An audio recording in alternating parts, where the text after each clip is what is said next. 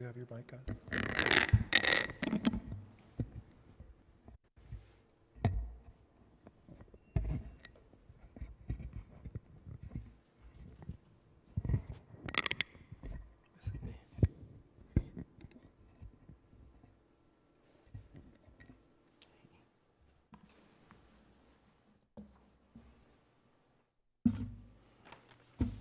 Hello there.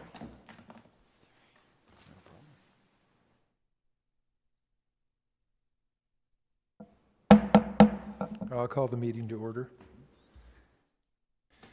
Would you please follow me in the Pledge of Allegiance?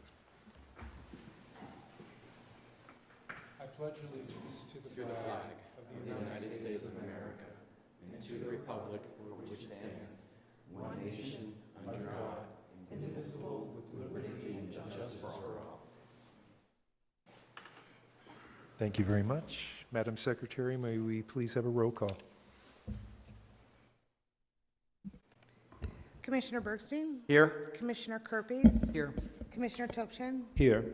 Commissioner Charity? Here. Commissioner Buckles? Here. Vice Chair Gregoire? Here. Chair Maggio? Here. All are present. We have the agenda in front of us. Has everyone looked at that agenda? I'm sure you have. Are there any changes, corrections? Move the Motion agenda. to approve? Second. All in favor? Aye. Opposed? None. We have the minutes of the 22nd. I think, Josh, you were not here, were you not? I'll be abstaining. So you'll be abstaining, and you were absent as well. I abstain as well. Commissioner Agassi Topchin was absent. Okay, so Move will to everyone approve look as at- submitted. all right. Is there a second? Second. All in favor? Aye. Opposed? None. Public comments, Laura. Do we have any speaker slips? We do not have any speaker slips. No one wants to speak to us tonight, all right? Mr. Nguyen, do we have a manager's report? A brief report, Thank you. Chair, Commissioners. This evening, you do have 2 appeals. After the appeals, there will be the reorganization of the Chair and the Vice Chair. At the next meeting, July 27th, this is your study session. That meeting will not be televised. It is still open to the public, but it will not be a televised meeting.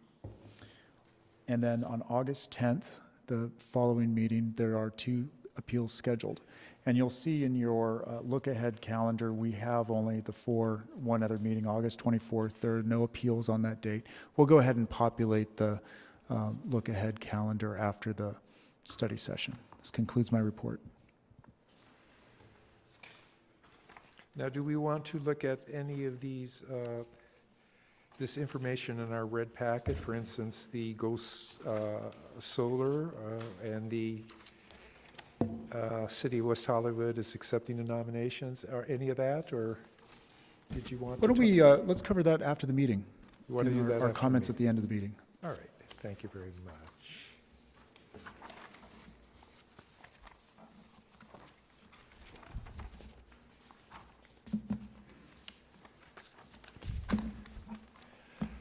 All right, therefore, we will go to our first appeal.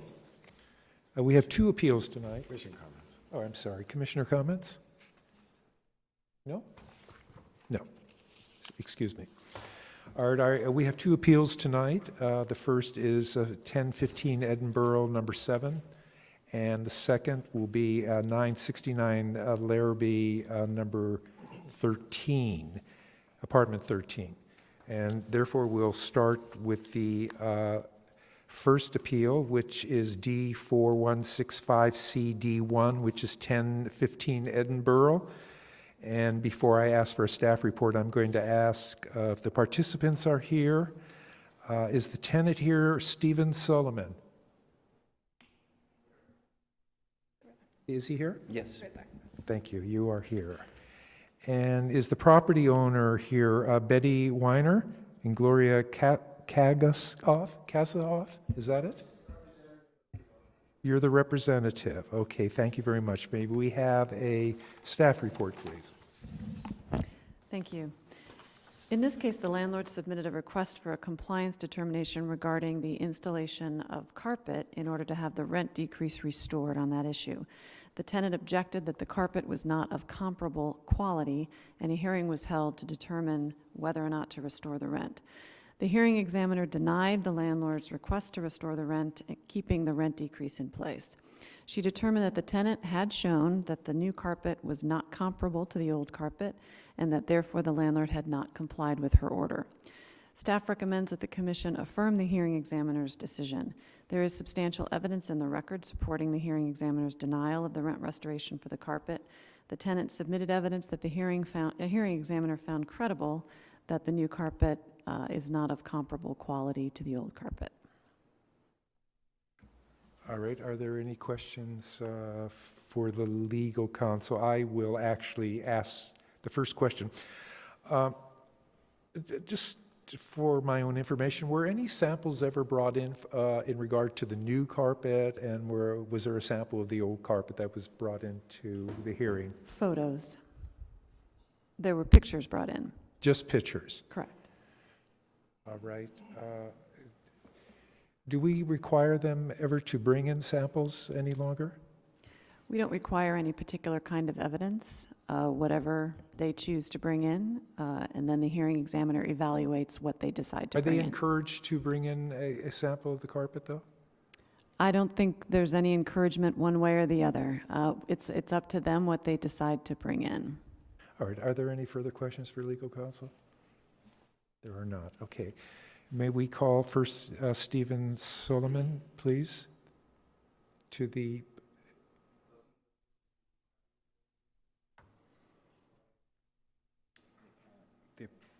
The appellant goes first. Oh, I'm sorry. I'm going to have Michael Ortez. Sir, you have 5 minutes in total. You can divide that time for rebuttal, however you want to design it. All right. You may begin. Thank you, Commissioner.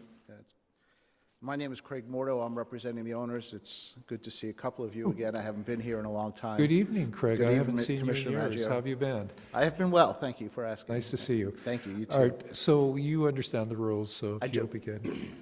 I do, thank you, and I will be brief. The staff report agrees with our first issue on the appeal that the wrong standard of who had to present evidence and who had the burden of proof was used by the hearing examiner, but finds that that mistake was immaterial because there was substantial evidence in favor of the tenant's position that the carpet wasn't comparable. The problem with this is a couple of things. One is, what is comparable?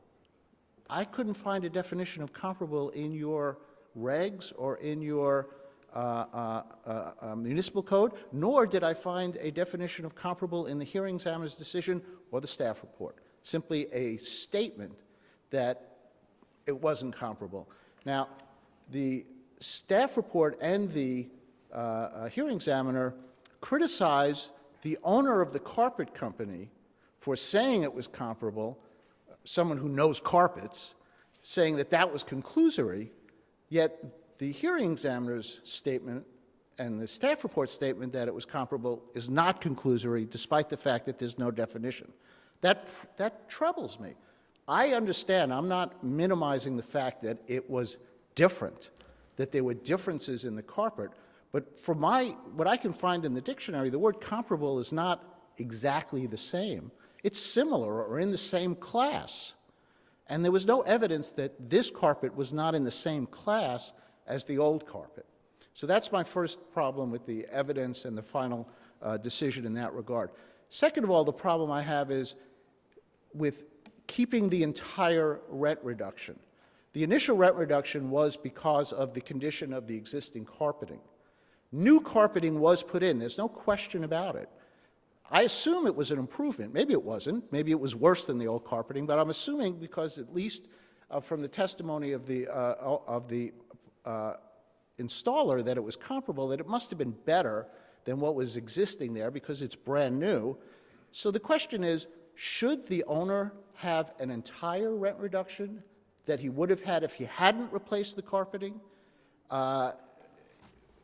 After he spends money to replace carpeting, but there's a finding of non-comparability, perhaps if you had a definition of comparable and you could say, well, it's 90% as good or 75% as good, you would have restored 75 or 90% of the rent reduction. Now, the case that I cited in my appeal states that no rent reductions are allowed for minor issues, and no rent reductions are allowed when the decrease in service does not financially benefit the owner. In this case, the owner went out and spent money, replaced the carpeting. Not exactly, I agree, but at least there should be some credit for it, if not an entire amount of credit. So I'll reserve the rest of my time, whatever's left, for rebuttal. Thank you. Thank you. Now the tenant, Stephen Solomon.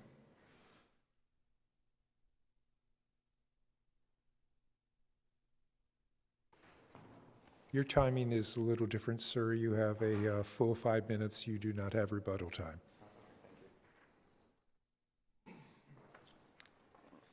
Westpac's whole case is the statement from Larry Sperling, the owner of East West Carpet, that said, "The facts stated herein are personally known to me, and I could and would competently testify thereto if called upon to do.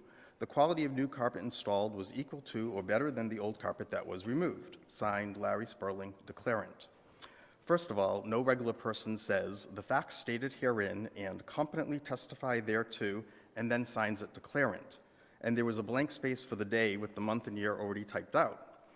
I think it's a logical assumption that this was not testimony from a witness, but a statement written by a lawyer and handed to Larry to sign and fill in the day. Larry, who did not come to the hearing to testify.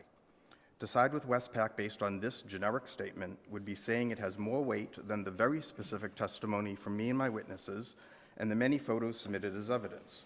I proved to the satisfaction of the hearing examiner that the new carpet is not of the same quality as the old. I had first notified Westpac that the new carpet was doing the strangest thing. I have one chair that gets moved around a lot. When I move that chair, there are white spots under the legs as if the pressure was melting the carpet. Not every time, but enough to be a noticeable pattern. Westpac forwarded this to Larry. When we spoke, he very much wanted to keep Westpac happy and asked if there was any way we could negotiate a way to drop this. I told him I would drop it if Westpac would replace my ceiling fan, or at least give me permission to do so, even at my own expense, something Westpac had so far refused to do.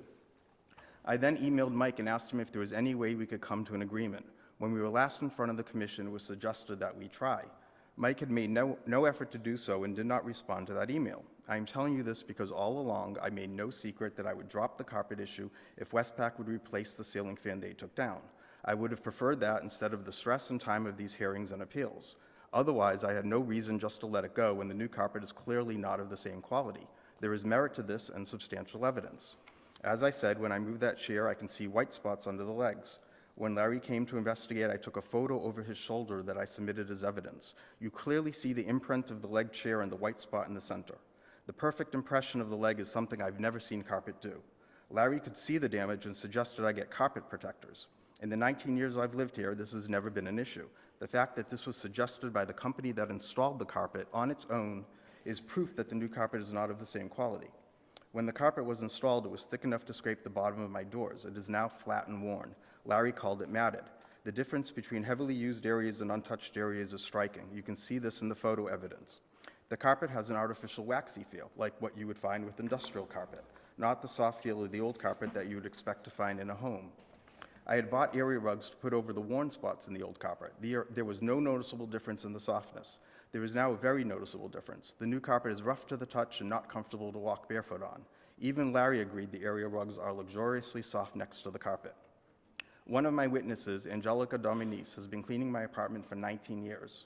She too noticed the white spots under that chair. She said the new carpet was cheap looking. Her words, not mine. She said it was cheap, not of the same quality or as soft. She noticed how worn and matted it looked. She mentioned strings coming out of the carpet. There are very thin plastic-like strings that stick up throughout. You can't pull at them for risk of damaging the carpet, so they need to be cut off by hand. I submitted pictures of the old carpet for comparison. You can clearly see that even after 19 years, it is better quality. If I may read directly from the staff recommendation report. The hearing examiner determined that the tenant's evidence was more credible and found that the weight of the evidence favored the tenant. She determined that the statement from the carpet installer was conclusory and does not state facts about the new carpet to support its conclusion. Thus, there is substantial evidence supporting the hearing examiner's conclusion that the landlord has not complied with the order. The Commission must respect these determinations. The Commission cannot reweigh the evidence or substitute its judgment for that of the hearing examiner. The decision must be upheld, even if there is conflicting evidence and even if the Commission would have reached a different conclusion.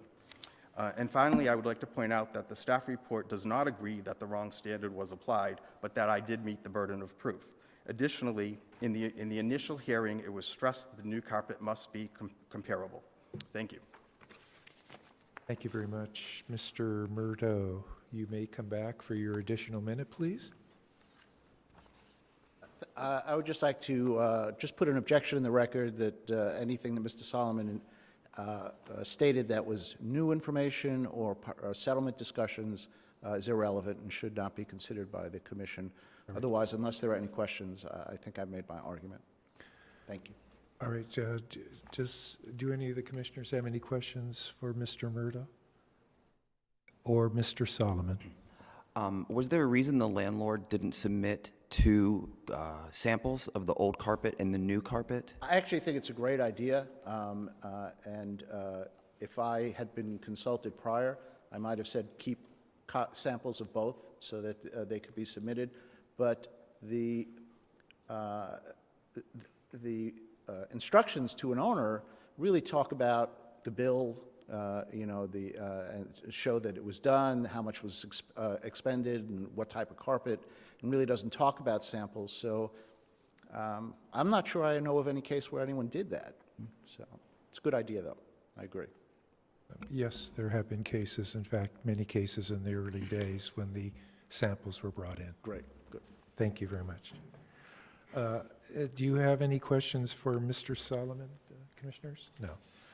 All right, then we'll go into our own deliberation. Who would like to start? Please.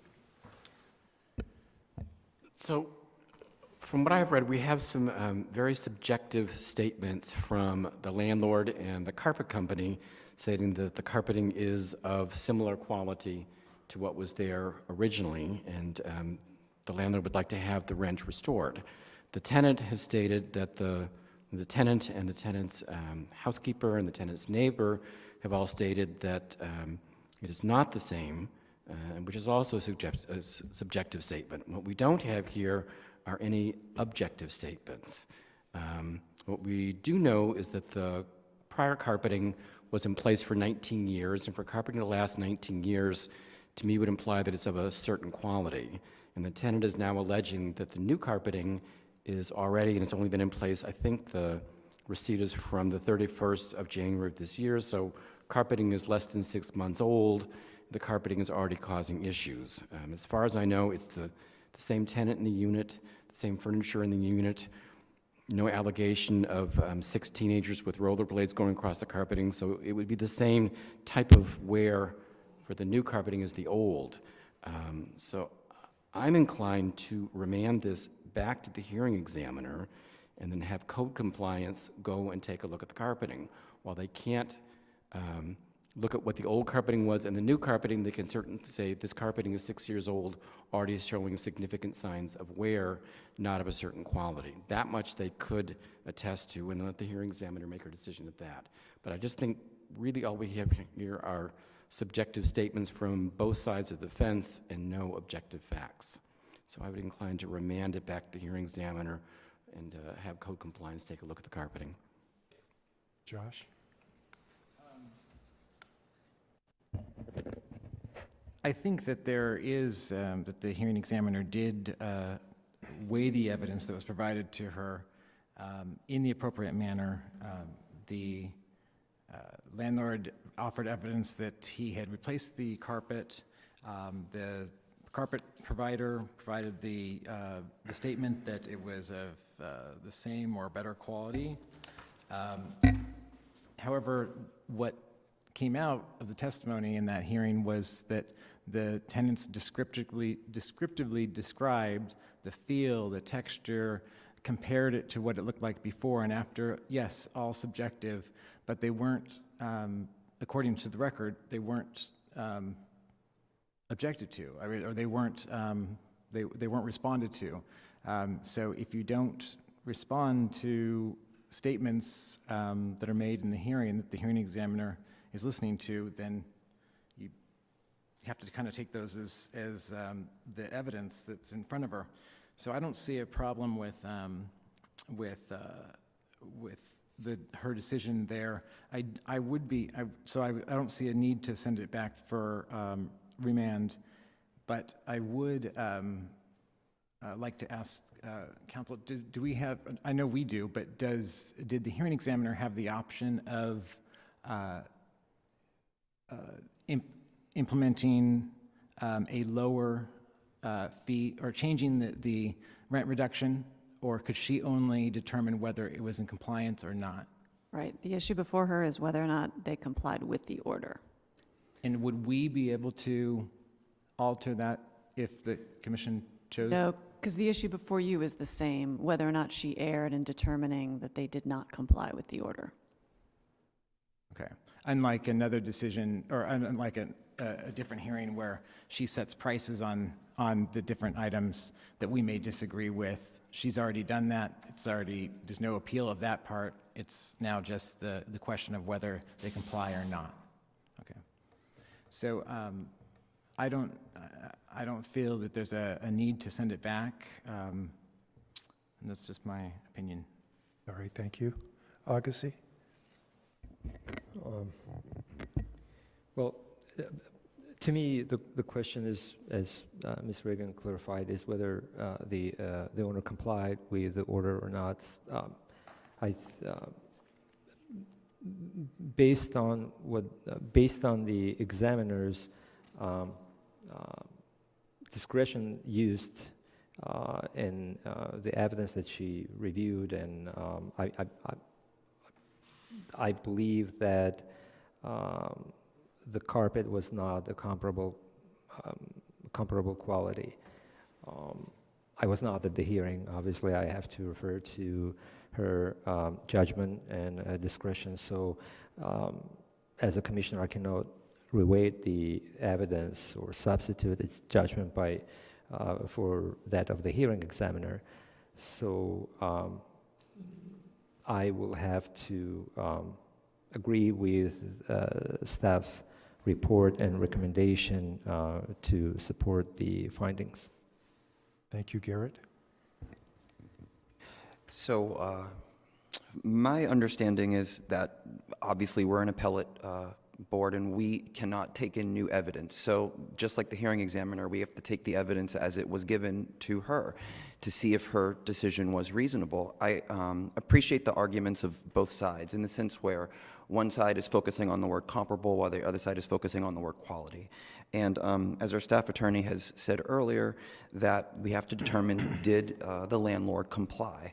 And I can see a reasonable argument, that is, if the carpet was not of a certain quality, given the evidence that was presented, did it rise to a certain level of compliance or not? And if it didn't rise to that certain level, then the ruling is justifiable given the evidence. Now, certainly, you can tell from our discussion that we want more. We would have loved to held these carpets in our hands and compared and those things. And even if we reasonably could have come to a different decision, this was the evidence given by both parties. And I can only come to a conclusion that based on plain English language of it's not just comparable, it's comparable quality. And I can see a reasonable interpretation that the carpet did not rise to that level to grant a compliance with what was ruled. So I just have to, at this point, agree with the staff opinion on the matter. Thank you. Margaret?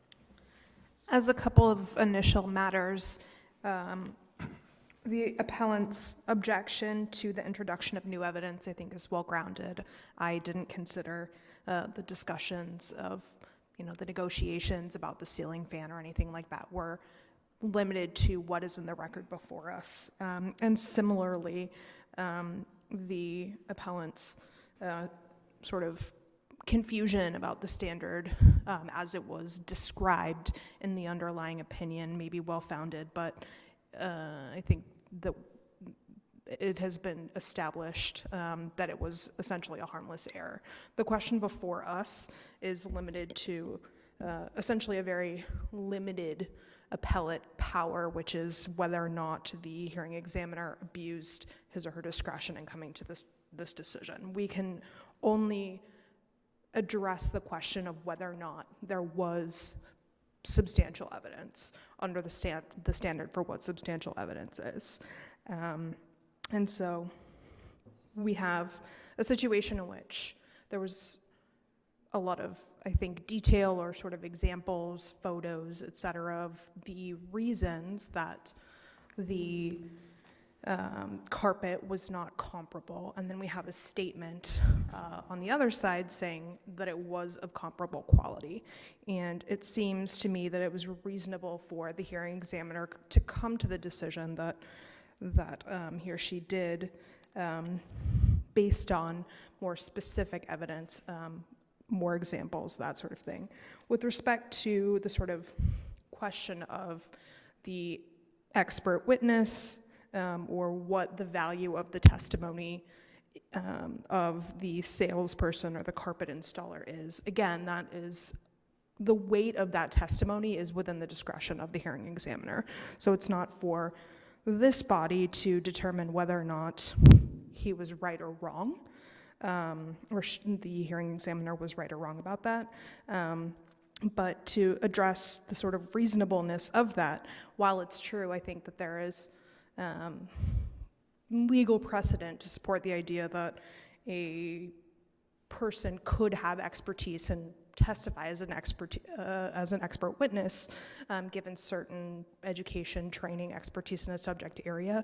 That doesn't mean that someone who works in a certain field is necessarily an expert witness, especially where that person might have a vested interest in making a certain claim.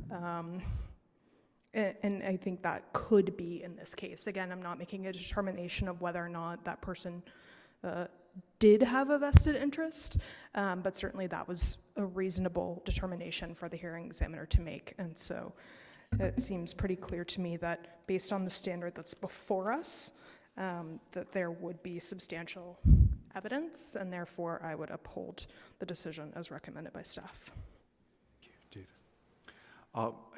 The 5 commissioners that have gone before me have said everything that I would say, and so I'll just say that I support the affirmation of the hearing examiner's decision that that the landlord has not complied with the order to restore the carpet. I'm very disappointed in the exhibits. They don't look like carpet to me. They look more like a granite top. The only one that looks like a carpet is page 34. And I find it very hard when I don't have those things in my hand to decide. And I think that's something in the future we might have to look at, where maybe the samples really should be brought in and then brought to us as they were at one time. That's really all I have to say. All right, is there any more discussion, please? Yes, and I don't mean to say that there's not room for improvement, because I do see that there are some things that are in the discussion that lend itself to talking about the twist of the fabric or the type of the fabric or the density of the fabric. I don't mean to say that there's not room for improvement to help guide landlords here, because a reasonable person can also, think, okay, the carpet's been there for 20 years. Of course it's going to be different than a new carpet coming in there. Of course it's going to smell new and act different. It's, probably a carpet that isn't even manufactured anymore. So I certainly appreciate the argument from a landlord's perspective, where how can you install the same exact carpet from something that was there over 20 years ago? I don't want to, set up an impossible standard. So that is a discussion I think that's worth having. How do we support our landlords in complying with the law a little bit better when you have such, an older carpet or an older appliance, or so many different examples I can think of, where we have, some wording, or maybe we could have some better guidance for them in the future. Well, if carpet tends to be a blend, like a rayon or an acrylic blend, and they seem to be flatter, these photographs don't tell us if this is wool, they don't tell if it is cotton, they don't tell if it is rayon. So usually wool carpets are thicker. And also it depends on the padding underneath that makes a carpet appear thicker. And this is why I have a problem with these photographs, and this is why I have a problem with not having the samples in my hand. Exactly, and I'm assuming if it even was remanded, that the former carpet is long gone at this point. So what's left to compare? I'm not sure. Right, the carpet's gone, so we can't say, well, here's the old carpet, here's the new carpet, and so now we're stuck I think the with point this. I was saying about remanding it for inspection was there is no way to compare what was there to what is there, but for a carpeting that was in place for 19 years to have worn that well, to compare it to carpeting that's been in place for 6 months, to see if there is a significant difference in how the newer carpeting is wearing. Mr. Chair, I'll make a motion if that's in order. All right. Is there any further discussion before the motion goes? No? All right, so will you make a motion, please? I'll make a motion to approve a resolution of the Rent Stabilization Commission of the City of West Hollywood affirming the hearing examiner's decision on D4165 CD, 1015 North Edinburgh Avenue. Second. There's a second to the motion. Is there any further discussion? There's none. Madam Secretary, may we please have a roll call? Commissioner Bergstein? Opposed? Commissioner Kirby? Aye. Commissioner Topshin? Aye. Commissioner Charity? Aye. Commissioner Buckles? Aye. Vice Chair Gregoire? Aye. Chair Maggio? No. All right, the decision has been made.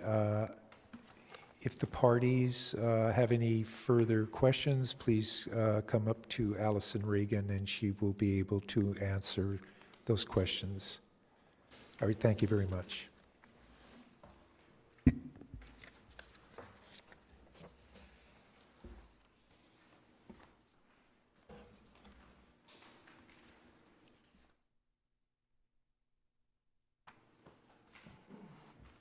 All right. The next appeal will be D-4155CD2, which is 969 Larrabee Street, Apartment 13. The appeal was filed by the tenant, and let me ask, are the participants here, the tenants would be Romanka Dobratske? All right. And Felipe, you're here as well? Or you're together? And the property owner, Susie Montgomery, are you here? Where are you? You're there. All right, may we please have a staff report? Thank you. In this case, the tenants were awarded rent reductions due to the substantial reduction of certain housing services. And the landlord submitted a request for a compliance determination, and the hearing examiner restored the rent on some of these services, but not on others. The tenants have subsequently appealed the following issues on which the rent was restored: the bathroom ceiling heater, the bedroom ceiling fan, and the resident manager. The tenants did not submit a written statement objecting to the restoration request within the required time period, claiming that they were out of the country during that time and thus were unable to submit a timely objection. In addition to that, the landlord submitted a letter from the tenants acknowledging that at least 2 of the services at issue had been restored. They nonetheless claim that the issues on appeal have not been restored per the hearing examiner's order. Staff recommends that the Commission remand the case to the hearing examiner for a hearing on these issues if the tenants can submit proof of their claim that they were out of the country between May 1st and May 8th, when they would have had to submit a timely objection. In the absence of that, staff does recommend that the Commission then affirm the hearing examiner's decision. Thank you. Thank you. Are there any questions for legal counsel? Could you give us some direction maybe on how we might be able to, in process-wise, handle just that first question?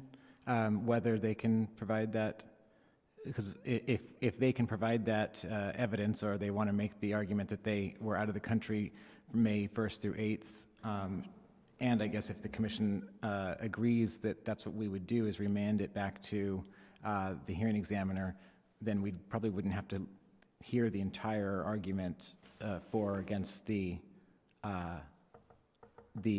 each of the items. Correct. I'm suggesting that the hearing examiner would review those issues, that what you're looking at is just whether or not it's appropriate to remand, depending on whether or not they can prove they were out of the country. So does the commission agree that that's what we'll do if they can prove that they were out of the country? I would think that would be fair. Commissioners, any comments? Correct that if they cannot, if there is no credible evidence that they were out of the country, then the rest of this matter would be moot, that they would have waived their right to object. Well, then you would, the recommendation is to simply affirm the hearing examiner's decision because there was no evidence submitted by the tenants. Thank you. Any further questions? Nope. All right, Ramanka and Felipe, will you come up, please?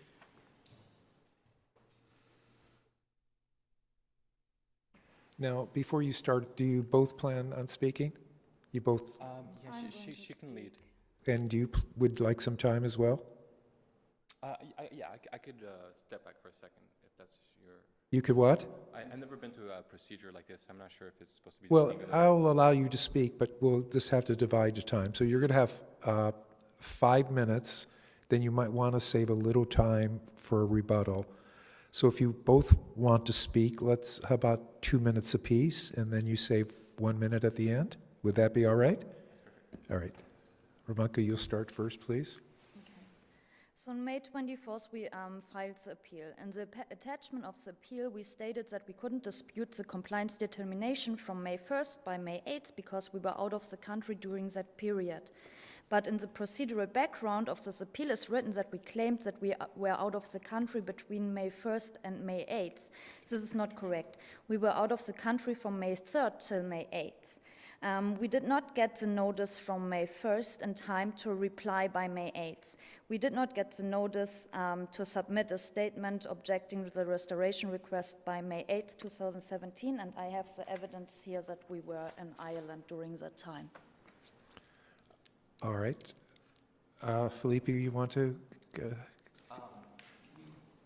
No, I think she actually said everything that needs to be said about it. Would you present that information to the legal counsel, please? Thank you. All right, have a seat, and you'll have a lot of time for rebuttal, so. I have a question for, ma'am? Yes.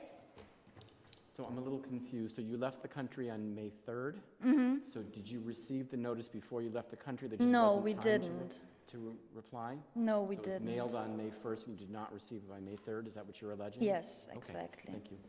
I have a question as well. Excuse me. Ramanka, you're going to be asked some questions now. Okay. Were you aware that you were going to get a compliance determination in the mail? No. Did you? So it was news to you that it Yeah, was a and we complete surprise. received all the paperwork after we came back to the country. But you had initially engaged in the enforcement process, correct? So you were aware that there were some outstanding issues that were still to be resolved. Yes, but on the letter we received on May 10th, it was written that we can file an appeal till May 24th. Okay. Thanks. Any more questions for the lady? I also have a question for staff. Yes. Is there any way to confirm whether or not, the request was actually sent out on the 1st and like? I'm looking for it. Okay. If I find it, I'll let you know. Now, Allison, what was presented to you exactly? What was presented to you exactly that Ramanka gave you? It's making its way. Oh, it's making down its through way. yeah. Thank you, okay. It's the flight I have a quick question. Yes, please. So can you describe to us, when you arrived back in the country, how timely did you file your appeal? What were your steps? Just in terms of when you arrived and you saw it. I just wanted to hear your side of that story. You know, we came back very late, I guess, and we had a bunch of paperwork. We were absolutely done. We were filming straight for those 5 days, and I didn't have it in my mind that, you know, I have to file an appeal. So it was even not an appeal, it was that we had to file that she didn't do the work. And usually we had more time to file something with the city than, you know, just 5 days, you know, because, you know, when you send out a letter, it takes minimum 2 days, so we receive it. Yeah. And yeah, I was just piecing together in my mind because I just see that you arrived back May 10th, but the appeal was filed, I'm sorry, May 8th, I believe, sorry about that, but the appeal was filed May 24th. So I just wanted to get some clarification on, you know, that time period, that's Yeah, all. you know, I was just not aware that we have to file something right away, because on the letter from May 10th, it was written that we can file the appeal by May 24th. Okay. So that was confusing to me. I'm sorry, I'm also a little confused. What happened, what was the May 10th later that said you had until the 24th? So on May 1st, we were given, we received a letter that the landlord performed work, and we did not receive the letter, you know, in time. And this letter was written that we have to state, or we have to write a letter to the city if those work actually has been done. And then on May 10th, we already got the compliance determination, but in the back of this letter, yeah, like I said, it was written that we can file by An May appeal 24th. by the 24th, okay. Thank you. All right. Susie Montgomery, please.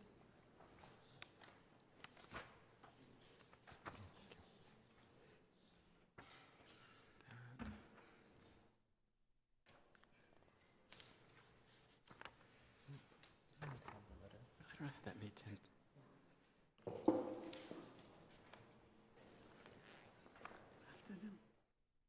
Miss, This is Susie Montgomery. all right. And the landlord, and for Farah Larabi Property LLC. All right. Would you like to speak to the commission and give us, I think for all reasons, I'm actually a family friend for a long time. I've been a Realtor 23 years. I'm a landlord as well. what's your name? My name's Derek Andrews, Keller Williams, Beverly Hills.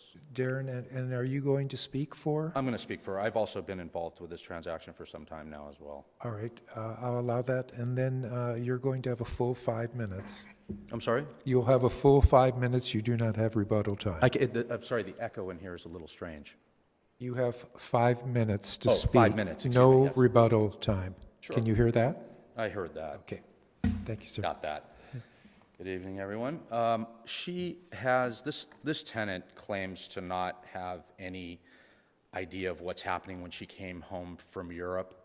This woman has filed everything in the game known to mankind in this unit. In fact, Mrs. Montgomery's already spent nearly $6,000 in repairs for this property. She actually won the rent reduction to get it back.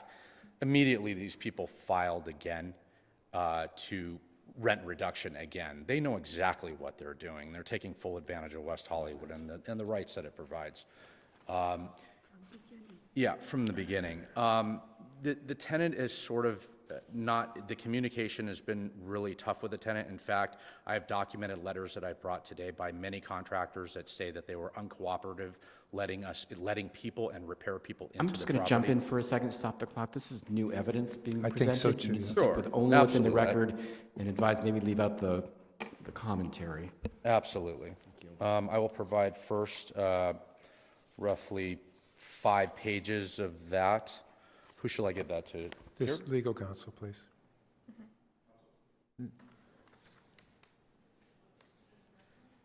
Is-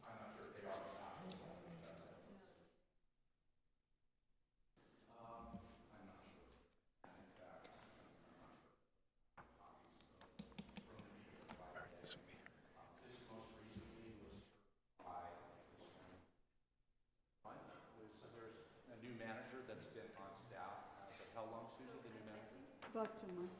About 2 months. He recently tried to serve it on Monday, July 4th was on a...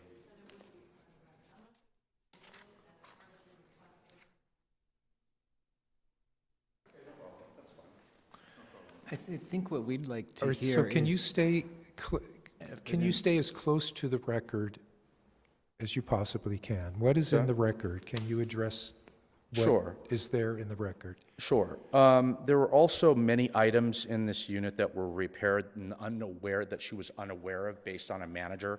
Manager in number 14, they live in 13. He is no longer the manager. He was relieved of his duty because he was installing such things as new stoves that were never approved by her, new refrigerators, a new air conditioner. In fact, the air conditioner in part of the unit registration after vacancy, re-registration, which I believe is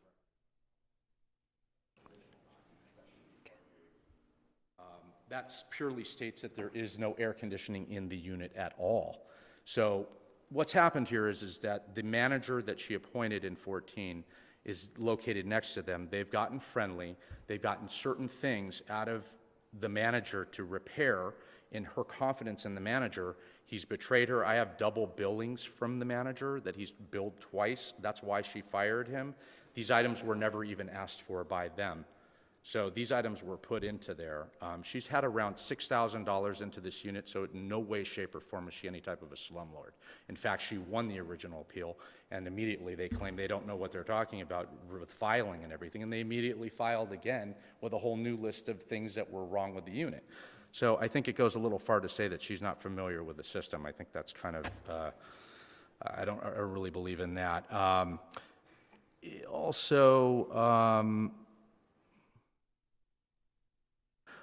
There's other issues that have been repaired on that order that they have. Mr. Contreras actually is a repairman. He did make some of the repairs. You might ask them in their rebuttal if some of those items was repaired, because he did repair them. I'll save my additional time for rebuttal. You're not going to have additional time. You just have a full 5 minutes. Oh, okay. Other things that were complained by the tenant were heaters. The heater in the hallway was repaired by her, replaced years ago. They stated that this heater had to blow into the living room. I personally went to City of West Hollywood and spoke to Benjamin Galan, the senior manager today, and he assured me that a heater does not need to blow into a living room. And we are taking care of that. We ordered a permit for that, and we are moving forward to correct that issue if there is any at all. But that is part of their complaint as well. She will tell you that it's supposed to blow into the living room. The manager tells me it's not. So I'm to believe the manager. And do you want to address the ceiling fan? The ceiling fan was originally, there was a ceiling fan when they rented the unit. It was a large fan. The tenant asked that the fan be replaced. Ms. Montgomery did pay for a smaller fan that was put into the bedroom. The tenant then said that the fan was too small. It didn't give enough air to keep her cool in her bedroom. She went ahead and bought a newer big fan, which you can verify with the tenant. The newer fan is installed. When I got involved, the tenant's complaint was that the fan shakes. Now, fans have a little bit of movement no matter what you do. The bigger fan is in place. I saw it. The repairman saw it. Everybody can attest that the fan barely moves. The repairman did do additional work to the fan just yesterday. He did caulk it. There's a little bit of a seal around it because it is a different fan than the original one that she had there and the one she replaced and the other one that she bought again to satisfy the tenant. So he went ahead and caulked it and made it a little bit tighter as much as he could. So, I mean, she's made 3 attempts to correct this fan, and my point is that this woman has spent a lot of time and a lot of money to deal with this tenant, and it's become predatory towards her, not only in the capacity of the tenant, but in the manager who was actually fired, who lives next to them. Was there a new manager replaced? There is, and she gave proper notice for that manager. He is actually living in the building. It's a 16-unit building, so he'll be required to provide one living manager in the building. He lives downstairs in unit 4. And we asked he be here tonight. He was out of town. He did provide the service. I would have had his testimony here today. He was out of town until tomorrow, showing that he did try to get entry and they denied. And how about the heater, ceiling heater in the bathroom? The ceiling heater in the bathroom has been fixed. It was a matter of There's a kind of large like gap. a ceiling. And it was a ceiling where the metal is. There's an opening. The tenant wanted the opening closed. In fact, it's a safety issue. If the metal actually heats and is touching the ceiling, it's actually probably a fire code issue, in my estimation. He did correct the cosmetics of it. It did have some chipping around it that I did see. There was also a wall, some water damage to a wall near that fan as well, and he has cleaned that, patched it, and painted it accordingly to the standards. Thank you very much. Your 5 minutes is up, and if you'll just have a seat, we'll bring the tenants back for Thank their you so much. additional rebuttal time. Chair, may I have a question? Yeah, I have Yes. Can you come back, sir? Very quick question. The manager that you mentioned, that manager was terminated in July 2016? July 2016, they want to know if the manager that was terminated Yeah. was July 16th is when you let him go? Which one? Do you have a name? No, there's no Should- name. There was a manager that was Terminated. fired. So, Mr. Chair, point of order. I thought that what the process was this evening is we were going to determine whether they received notice or not May 1st, or were out of town, could provide evidence that they were out of town, and if that was sufficient, then we would remand it back to the hearing examiner. Well, I So think, all of this stuff is something we kind of decided early on that we would not be deciding. All right, and did you understand? I that? withdrew the question, that's fine. All right, so the question is removed. All right. I withdrew the I have question. a You couple withdrew. of Okay, questions. very well. Related to that process, because I agree, of preliminary interest to me is whether you have any argument, any evidence, whatever, for objecting to remanding the actual merits of this down to the hearing examiner. I understand the sort of squeaky wheel irritation that they may be abusing the process. But on the 24th, you submitted a request for compliance determination. And did you alert the tenants that you were doing that? Do you have any reason to believe that they knew the decision was coming and they were acting irresponsibly? Did you understand the question, Susie? No, what is can you reiterate maybe in a more simple fashion? Sure. Thank you. Did the tenants have any notice from you that a compliance determination, or that you were trying to show the city that the matter was settled? She's asking termination for what? No, not termination, a compliance determination. That's the process that you went through to... Before that she won, the one that she won on? The one, yeah, that was essentially, yes, defaulted in her favor. Right. And your question in regards to her winning, that was what? My question is whether, the issue here is whether they had notice that they were going to need to appeal your compliance determination. I think I'm she did- asking if you have any evidence to show that they would have known that that was coming and they should have been looking out for that, or... I don't have any evidence other than that they didn't respond in time to the city's request for original information. Okay. Yeah. But I know they just have it, everything withdraw. Because I appealed the case, and they told me if you take out the appeal, we are withdraw everything. And I did everything, I fixed it, I had it, and then withdraw it. Then they come back and open the case again. I don't know why. Okay. Right away, they did 6 months, they deduction the rent, $150 every month. Every other people, $26. Then after that 6 months, then June, they take it out. The city take out that deduction. Now they come back and appeal, put something again. I I understand. think she's frustrated with the process. Sure. We could have a long conversation about the process, but I'm definitely not going to do that From now. beginning, they moved in, they are started to come to the West Hollywood. If you see that, the case, I have it, only this tenant. I have 16 units. This one, only one, he comes all the time, bring me to the hearing. It's an overwhelming amount of I mean, they claim not to know what they're doing.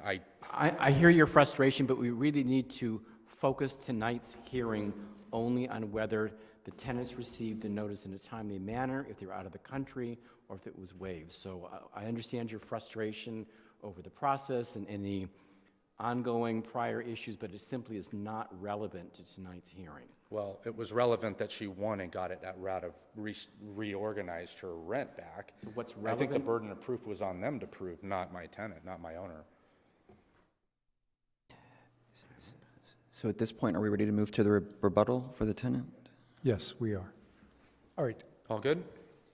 Please Okay, have a thank you. seat, and thank you very much for coming up. Okay, Ramanka? Yeah, I wanted to say something, Mrs. Buckles. You asked me if I would expected something. I did not know that she files a compliance determination. I did not expect anything by, during the time period between May 1st or May 8th. How are we going to go No, if you on just had with anything this? else to say in response to anything that the Okay, landlord yeah. said. Derek is not around for a long time. He just, came in recently. He is a new worker, one of 100 workers who come in on a daily basis. The manager who is in the apartment right now just moved in recently this month. Keith Cooper, the manager from apartment number 14, was fired because he and Susie Montgomery's son, David, tried to do a lot of repair work in our entire complex to keep the stuff up.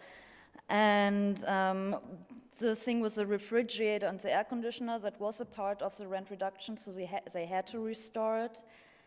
And what else would I say? Yeah. No, Well, yeah, actually, I have a that's- quick question for you. So before us, we have 3 issues that we're looking at remanding back, and we haven't addressed this April 7th letter yet, where you had written in saying that 2 of the issues you had marked as done. You had marked repair the bedroom ceiling as done, and you had marked provide a resident manager as done. And then you appealed later to now say those aren't completed. So I just wanted you to explain to us up here how come at one point you thought those were done and now no I longer. would like to clarify how they got this letter even. So, Is this issue relevant to the appeal tonight? I think the issue is whether we are going to allow them to present evidence that they were out of the country to the hearing examiner, and if she can do so, the hearing examiner will actually hold a hearing on the issues. But there hasn't been a hearing on the 3 issues, so therefore there's really no appeal with respect to those issues. And the reason I brought it up was on page 55. It asked us to discuss this April 7th letter they submitted to the city of West Hollywood. I thought that they was referring to the tenants, but I could be Okay, wrong. okay. It's ambiguous. It's what? Ambiguous. Okay. It's part of the analysis, but I'm not certain if we can start a discussion about it All this right. time. All right. Are there any further questions for Ramak? No? Okay. If you'll have a seat, your time has been given. I do have one, I'm sorry. In your earlier discussion, you referenced a May 10th letter that gave you time until May 24th. I'm not even sure I can ask it, that might be new evidence, but I don't find it in my packet. I have it. That's the actual compliance determination that triggered the appeal period. What page are we on? Yeah. Page 61? 61 in the packet. Oh, I'm sorry. No.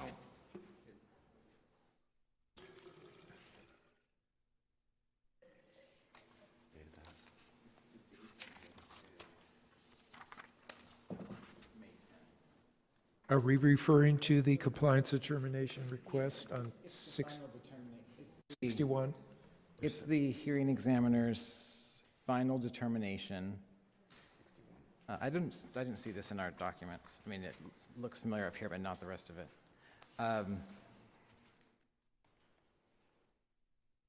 I have it in the file. I'll get it for you. It's apparently not in the packet.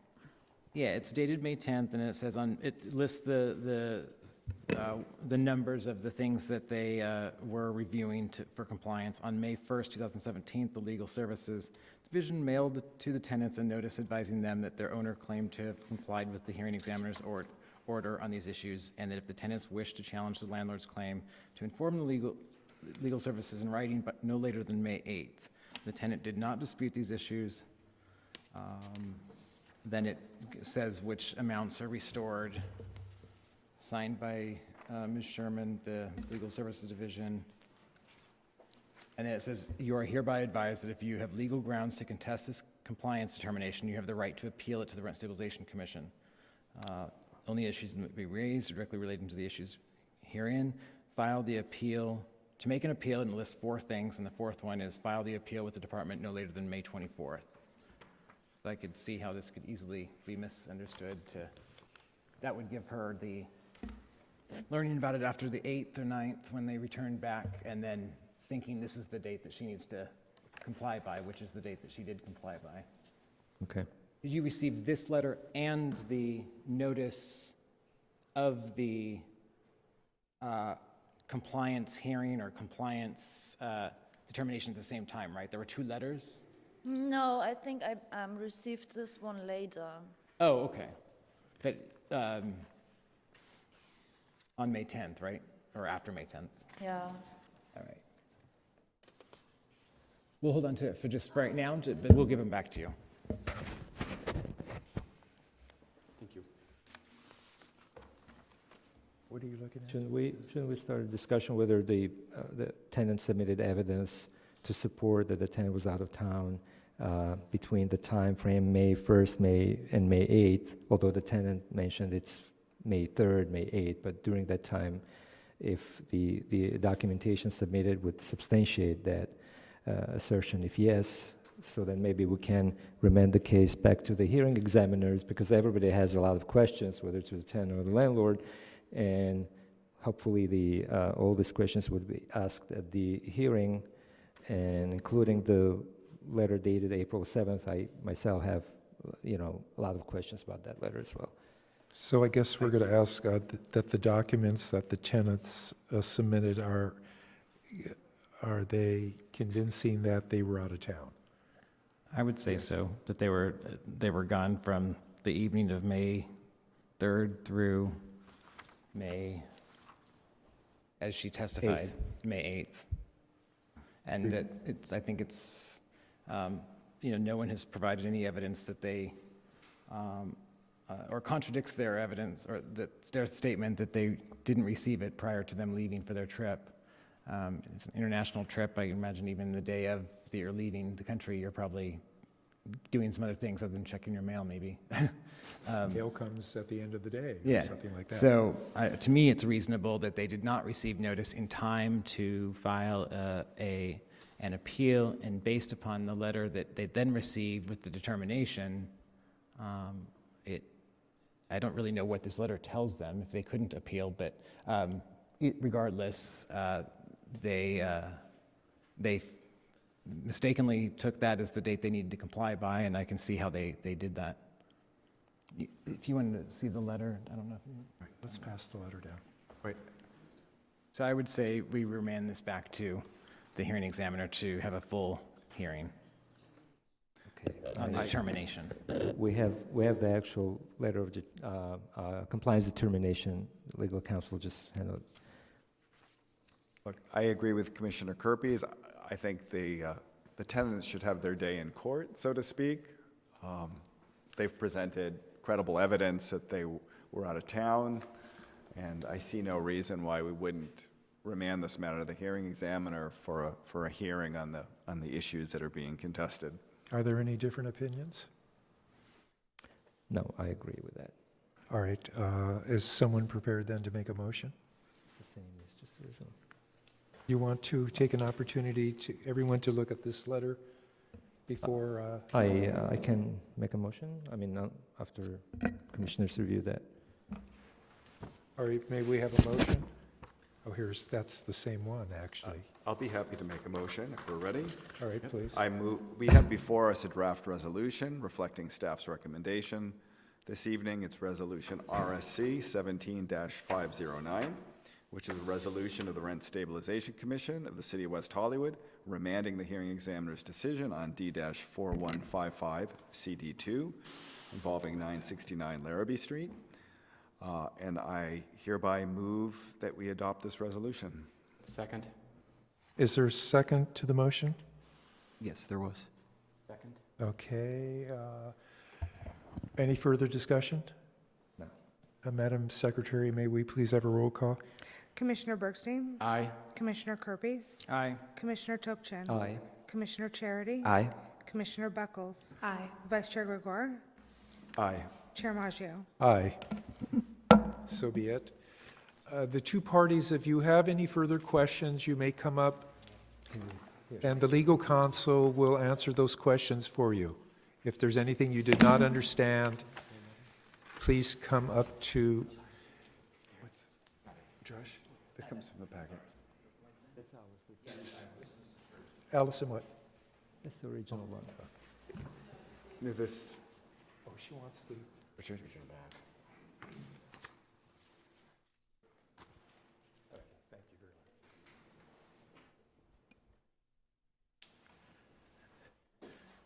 All right, next on the agenda will be the new business, which is going to be the reorganization of the chair and vice chair. But before we do that, I wish to make my remarks now, and they will be in English.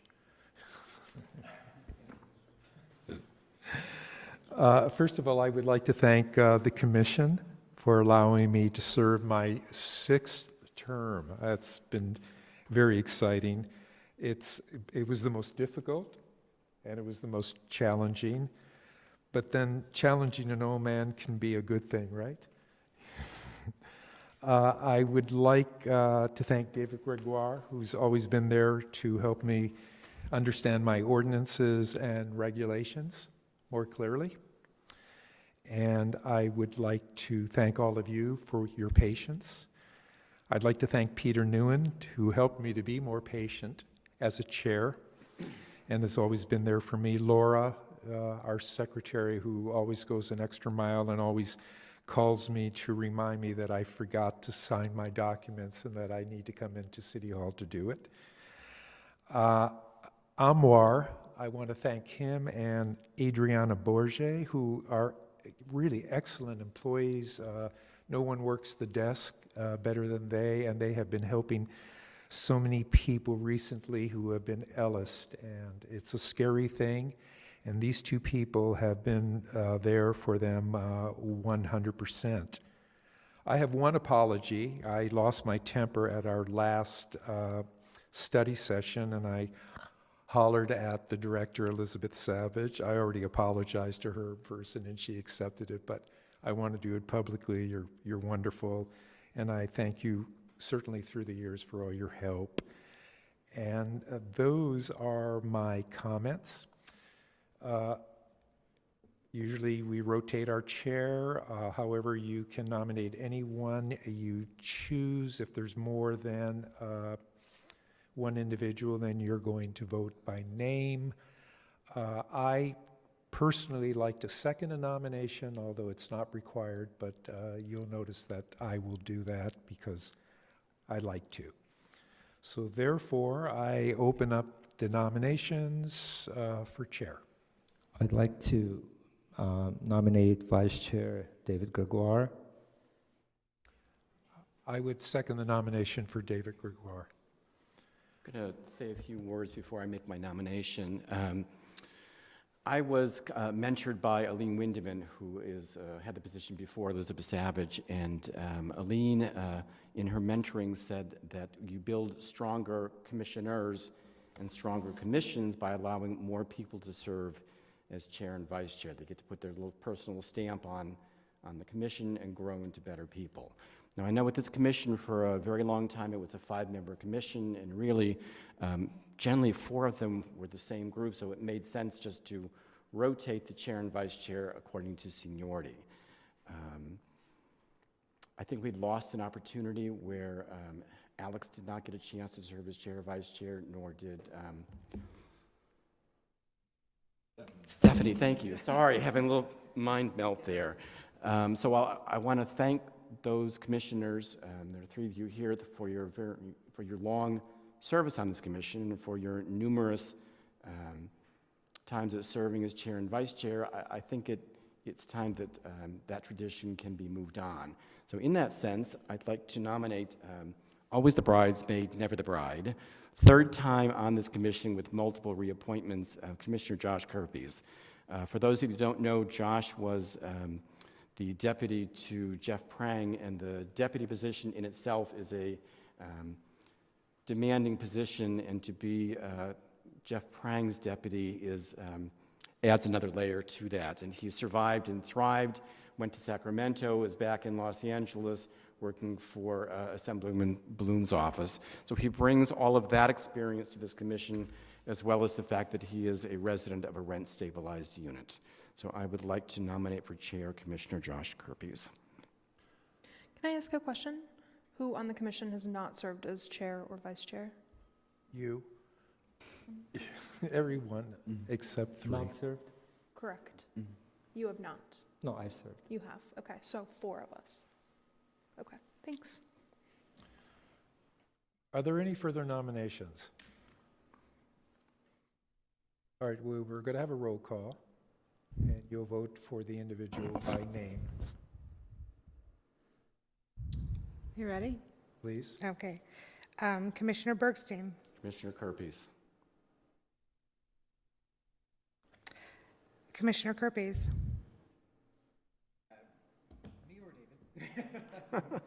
you can vote for yourself, it's okay. Commissioner Topchin, Did you vote for yourself? Yeah, I did. Yeah. I didn't hear you. I did. Okay. Commissioner Topchin, Vice Chair Gregoire. Commissioner Charity, Commissioner Kirpies. Commissioner Buckles, Commissioner Kirpies. Commissioner Gregoire, I will vote for myself. and Chair Maggio.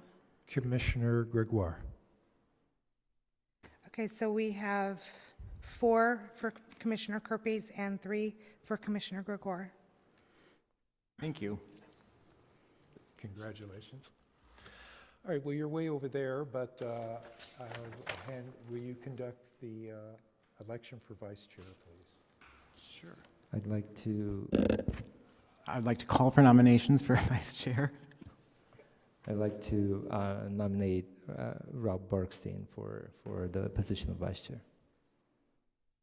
I second that. Any other nominations? Yes, I would like to nominate Garrett Charity for vice chair.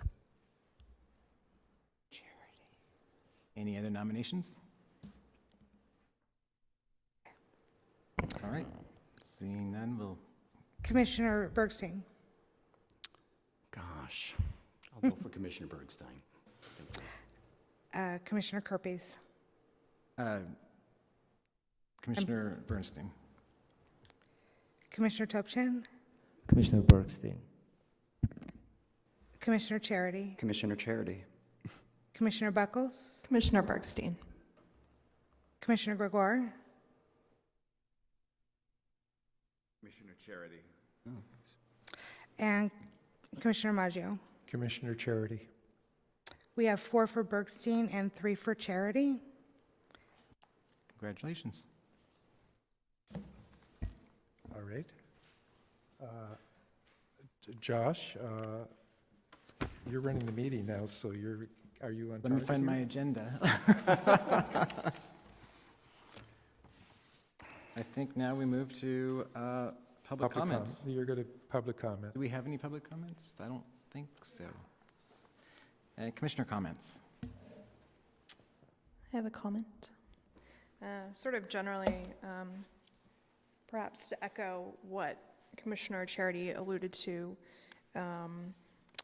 earlier, just that sometimes issues come up when we can see perhaps some weak points in the law or in the policies that might make things more challenging for the landlords or the tenants who bring appeals under our, for our determination.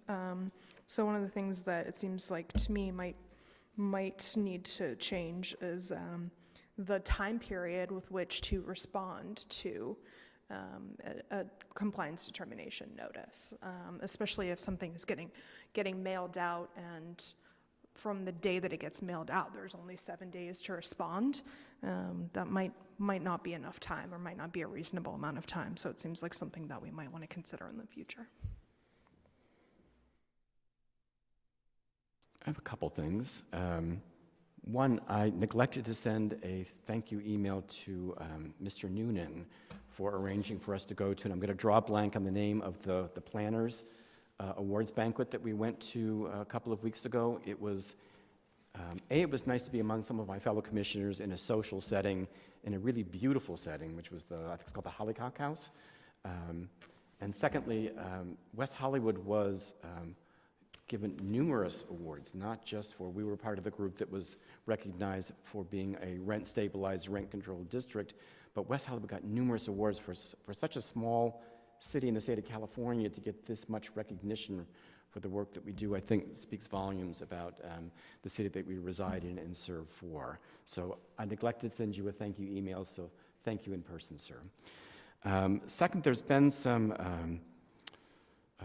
controversy over the 8500 Sunset Building, perhaps changing from a hotel, from condominiums to a hotel, something else. And so I did contact John Kehoe in planning. I forget his exact title, but he's quite a ways up there, to ask if that building, which dates back to starting in 1998, if there were inclusionary affordable units in that, or if there was an in lieu. Now, we don't have jurisdiction over inclusionary units, but I think it kind of speaks to us because we try and help maintain the affordable housing best we can in the city, and inclusionary units are affordable.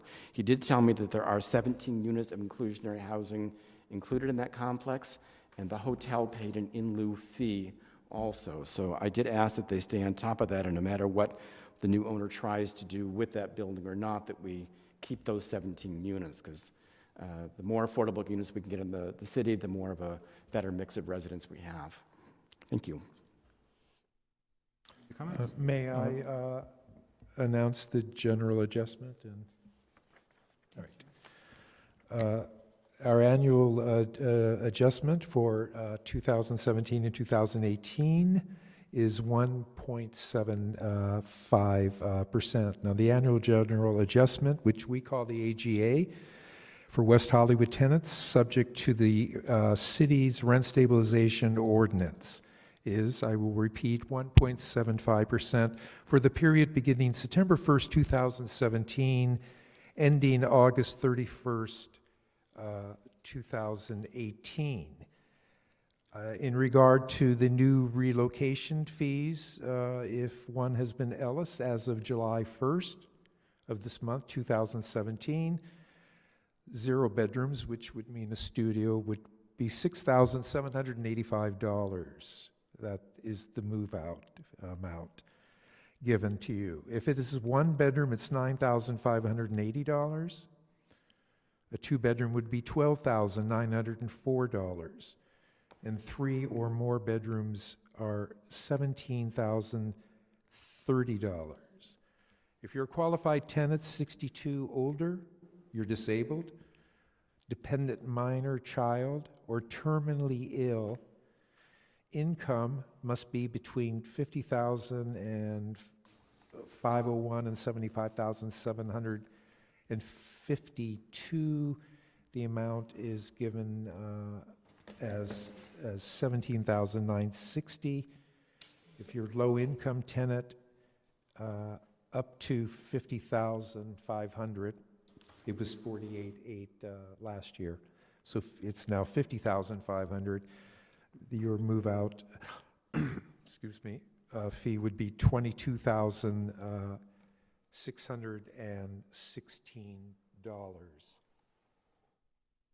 I think we want to mention the registration fee, which is the pass-through. When your apartment is registered, it was $5, and now it is $6. And the California law requires a 30-day written notice for this, and any other changes in the item of tenancy the landlord can give a separate notice for $1 increase only, or the pass-through increase can be listed on the notice when the landlord takes the annual adjustment. That's my report. Okay. Thank you. So I'd like to say thank you, Richard, for serving as chair. You are now the longest-serving commissioner on the Rent Stabilization Commission. Is that true?